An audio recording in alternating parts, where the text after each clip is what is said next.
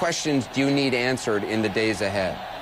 Well, your reporter just quoted an Egyptian there on the street as saying Egypt now has a chance for freedom and democracy, and I think that is exactly the right way to phrase it, because there will be institutions and people trying to undermine that chance. I think first among them will be Iran, and Iran working with the Muslim Brotherhood, the way they work with Hamas in Gaza.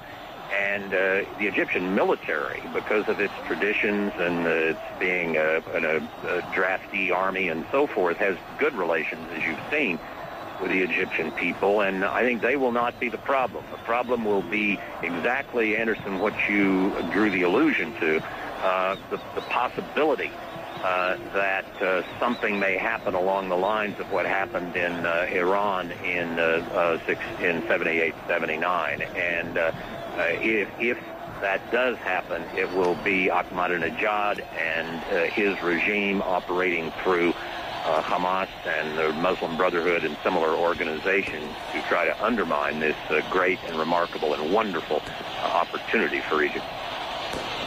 It seems critical for that not to happen.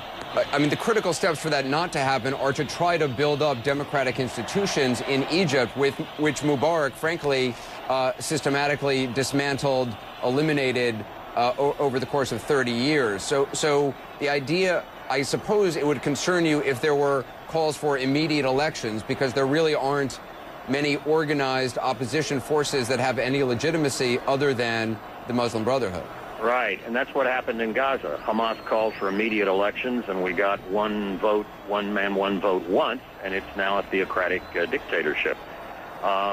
Revolutions in the past have gone this way for all sorts of reasons. The French Revolution went that way. The bad guys eventually took over. The same thing happened to the Russian Revolution as happened in Iran.